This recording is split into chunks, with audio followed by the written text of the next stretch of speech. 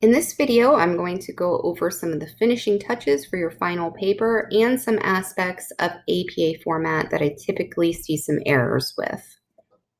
So first, we're going to go over the overall layout of the paper.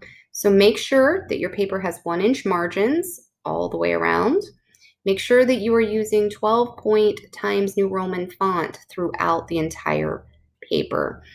This includes the headers, and I want to mention that because, at least in Microsoft Word, if you have the body of your paper set to Times New Roman font, it sometimes wants to default your headers to another font.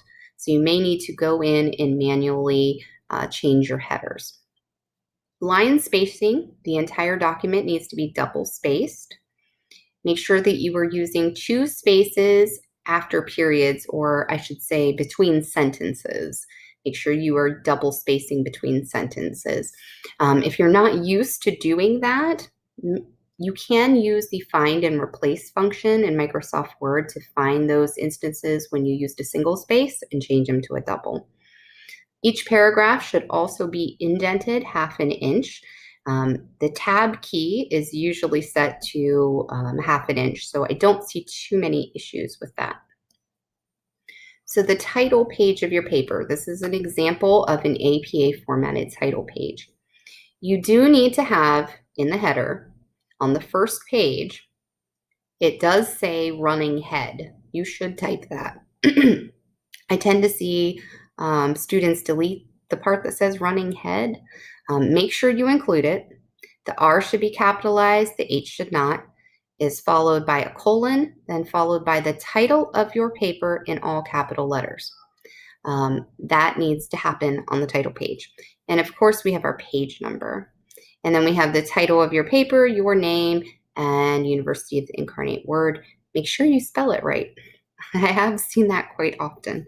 On subsequent pages, as I said, you're not going to have the words running head, but you're still going to have the title of your paper all in capital letters. So this is the second page of your paper is going to be the abstract. The abstract is on its own page, always page number 2. So we have the word abstract is centered, it's not bold, and this is the only paragraph in your paper that's not going to be indented. So the abstract is never indented. As far as the keywords, you'll see that in the examples in the APA manual and on the OWL at Purdue site. The keywords for me are optional, so you can include them if you want. If you don't, I'm not going to take off points for that. Next starts the actual body of your paper. So that is going to start on page number 3. Do not label your introduction. Instead, we use the title of your paper. Again, it is centered but not bold, and you're going to use title case. So this is where the title of your paper, you're going to capitalize those important words, but you're not going to capitalize words like of or and or in. That is what title case is. So the body of your paper immediately follows the introduction. You can use section headings as needed. Make sure that you are using the format as listed either on the OWL at Purdue site or the APA manual. They have examples there if you choose to use section headers. And then your conclusion section. It immediately follows the body of your paper. It is not on its own page, immediately follows. You can label this section conclusion or summary. So again, that's going to be centered. Your reference page is on its own page. Label it references. It is not bold, but it is centered. Do not label it works cited. It's always labeled references when we're talking about APA. You will need to use a hanging indent for your references.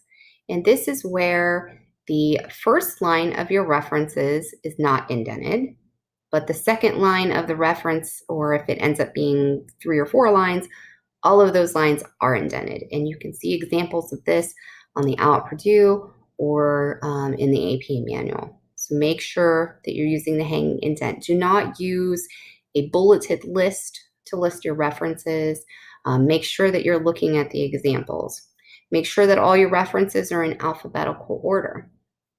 Also, make sure that you have a one-to-one correspondence between your references and your in-text citations.